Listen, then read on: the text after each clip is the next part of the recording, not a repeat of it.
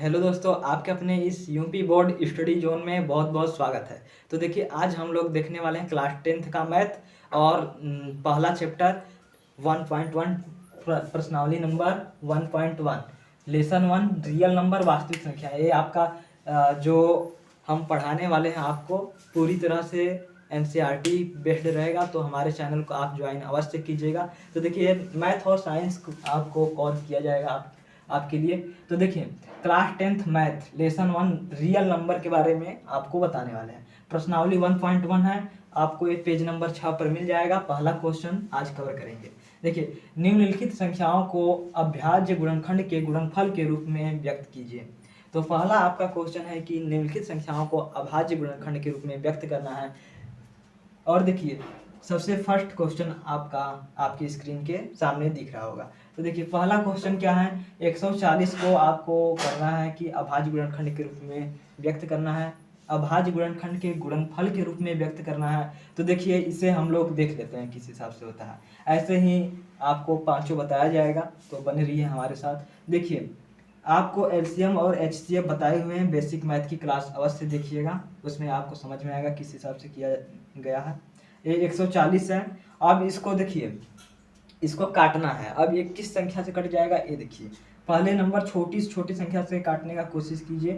तो सबसे पहले 2 से चला जाएगा। आप विभाज्यता की जांच का नियम भी आपको पढ़ा चुके हैं, उसमें आपको ये मिल जाएगा। 2 से इसको काटेंगे, 2 से इसको काटेंगे तो क्या हो जाएगा, 2 साते 14 और यहाँ पर 0, ये हो गया। फिर 2 से जाएगा, अंत में 0 है। तो अब देखिए, 2 तिहाई 6, 2 5 10। अब देखिए, फिर कितने से जाएगा, अब जाएगा ऐसा कि आपका 35 है। तो आप विभाज्यता की जांच के नियम में आपको बताए होंगे कि किस हिसाब से 3 का इसमें देख लीजिए, आपको लग रहा होगा कि 3 से जाएगा, अंत में 5 है। लेकिन यहाँ पर ध्यान दीजिए कि 3 के विभाज्यता की जांच के नियम में एक सिस्टम है कि उसको ऐड करना होता है अंकों को। तो 5 3 8 हुआ। अब 8 3 से कटेगा नहीं, तो मतलब नहीं जाएगा। अब 5 से देखिए, 5 से तो चला जाएगा आसानी से। अब देखिए, 5 7 35 हुआ और 7 1 7 हुआ। तो इस हिसाब से आपका हल हो चुका है। तो इसका क्या हो जाएगा, अब इसको गुणनफल के रूप में लिखना है, तो ऐसे लिख लीजिए।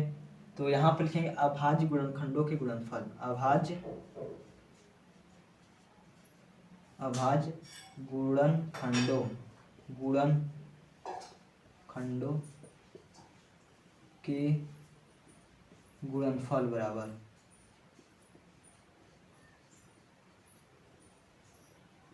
बराबर। तो इसको इस हिसाब से लिख कर यहाँ पर आप लिख सकते हैं कि 2 गुणे 5 गुणे 7। अब देखिए कितना आएगा, 2 गुणे 5 गुणे 7। तो अब देखिए, तो 2 बार है तो 2 का स्क्वायर हो जाएगा, 2 का स्क्वायर हो गया। फिर गुणे 5 हो गया, 1 हो है तो 5 गुणे 7। यही आपका राइट आंसर हो जाएगा। तो इस हिसाब से इस क्वेश्चन को कर लेंगे। पहला क्वेश्चन इसी हिसाब से होगा। अब देखिए, सेकंड क्वेश्चन इसी हिसाब से कर लेंगे। सेकंड क्वेश्चन को आपको करना है अपने से। और देखिए, थर्ड क्वेश्चन हम लोग कर लेते हैं, यही इसी हिसाब से है, तो इसको इस हिसाब से कर लीजिएगा। और देखिए, थर्ड क्वेश्चन देखिए, इसमें हम बताने वाले हैं आपको 38 और 25, इसको काटना है, किस संख्या से कट जाएगा। अब देखिए, अंत में 5 है, तो 5 से काटने से पहले 3 से ट्राई ले लीजिए कट रहा है कि नहीं, क्योंकि आपको विभाज्यता की जांच के नियम पढ़ा चुके हैं, उसमें आपको अच्छे से समझ में आ जाएगा कि किस हिसाब से काटना है। तो 3 के विभाज्यता की जांच के नियम में अंकों को जोड़ना है। देखिए, जोड़ लीजिए, 8 3 11, 12 13, 13 में 5 जोड़ेंगे हो जाएगा 18। अर्थात ये 3 से जा सकता है, 2 से तो जाएगा नहीं, इकाई का अंक 5 इसका है, तो इसलिए नहीं जाएगा। 2 4 6 इस हिसाब से रहेगा तो चला जाएगा। अब देखिए, इसमें 3 से मतलब जा सकता है, तो 3 से इसको काट लीजिए। 3 1 3 हो गया। फिर अब उसके बाद 3 दूना 6 हो गया। अब 2 3 7 21 हो गया, और 3 7 21 और 3 5 15। इस हिसाब से चला गया आसानी से। अब देखिए कितने बार में जाएगा, फिर जोड़ लीजिए, फिर 3 से जाना होगा तो चला जाएगा। 2 1 3 7 3 10 5 15, फिर से 3 से जा सकता है, क्योंकि 3 से 15 कट जाता है। अब देखिए, 3 से काटेंगे, 3 चौके 12 हो गया। फिर यहाँ पर 3 दूना 6 हो गया, और यहाँ पर 3 5 15, चला गया आसानी से। अब देखिए, इसके बाद फिर 3 से अब जा सकता है कि नहीं, इसको देख लीजिए काट कर।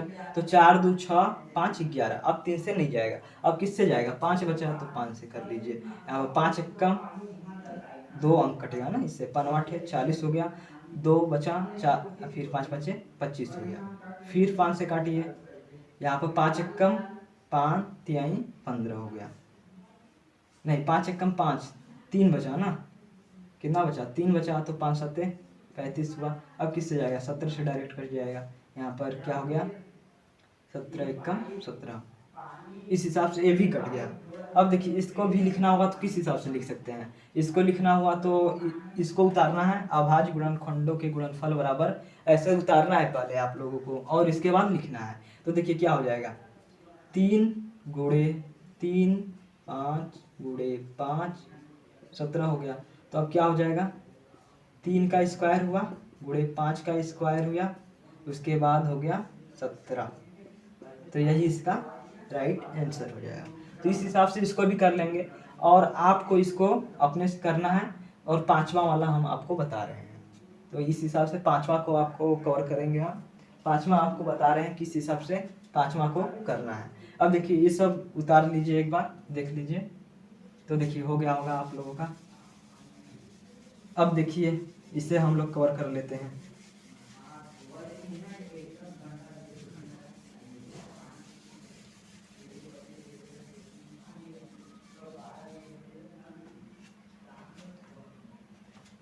पांचवा क्वेश्चन देखिए, पांचवा क्या है, 74 29 है, इसको करना है।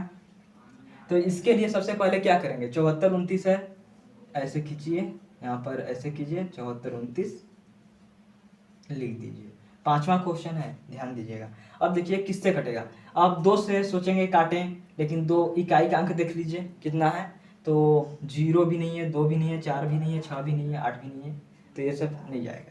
अब 3 से देख लीजिए, 9 है तो आप सोचेंगे चला जाएगा। एक बार ट्राई ले लेते हैं कैसे करना है, लेकिन पहले 7 4 11 12 13 हो गया। 13 में 9 जोड़ेंगे तो 9, 13 में 9 जोड़ेंगे तो 9 3 12 22 हो गया, मतलब कि नहीं जा रहा है। अब किससे जाएगा, 3 से तो नहीं जा रहा है। अब देखिए 4 से भी नहीं जाएगा, 5 से भी नहीं जाएगा, 6 से भी नहीं जाएगा, 7 से देख लीजिए, हो सकता है कि चला जाए। तो 7 से इसको ट्राई ले लेते हैं।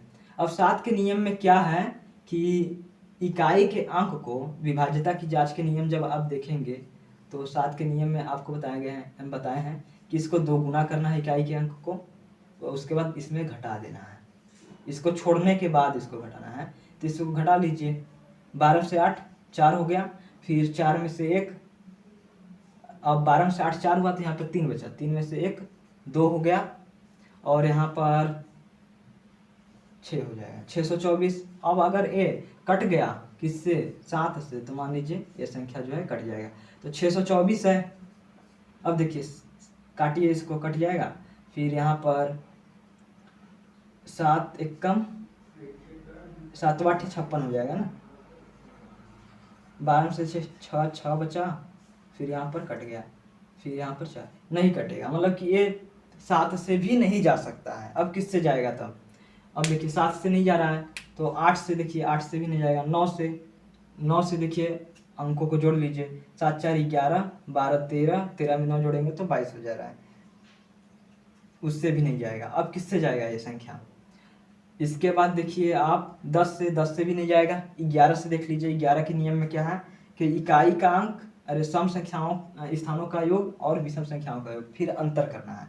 देखिए यहाँ पर 7 4 2 9 यही संख्या है, नंबरिंग कीजिए इसको, 1 2 3 4 नंबरिंग कर लिए।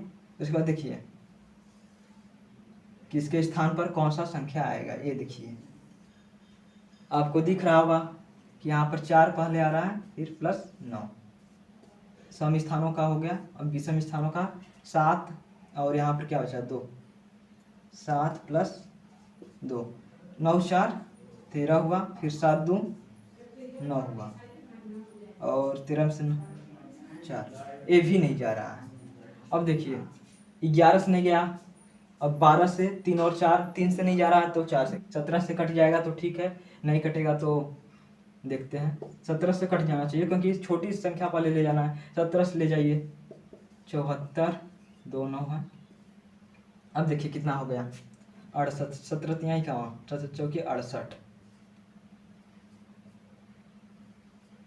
अब देखिए 14 में से 8 6 हो गया, फिर यहाँ पर कट गया, फिर यहाँ पर 2, 17 तिहाई का 17, 2 1 का 2 से 1 1 हो गया, 6 में से 5 1 हो गया। हाँ 17 7 119। देखिए चला जा रहा है किससे, 17 से आसानी से चला जा रहा है, देख लीजिए इस हिसाब से 17 से चला जाएगा। तो यहाँ पर क्या लिखेंगे 17 और यहाँ पर 437 आया, ठीक 437 आया, कट गया। उसके बाद 17 के बाद देखिए किससे कटेगा, अब देखिए 19 से 17 से कटेगा कि नहीं है। अब ये ट्राई ले लेते हैं, 17 दूना 34 हुआ, 17 तिहाई 51। अब देखिए 17 से फिर से काट लीजिए, कट जाएगा तो ठीक है 437। 17 दूना 34, 17 तिहाई 51, 17 दूना 34, 3 में 13 में से 4 9 4 13 हो गया, कट गया 97, नहीं कटेगा, 13 7 91 होता है, मतलब 19 से अब जाएगा। 19 दूना 38, 19 दूना 38 हुआ, 39 40 41 42 43, उसके बाद 19 तिहाई 57 हुआ, फिर 23 से जाएगा डायरेक्ट 1।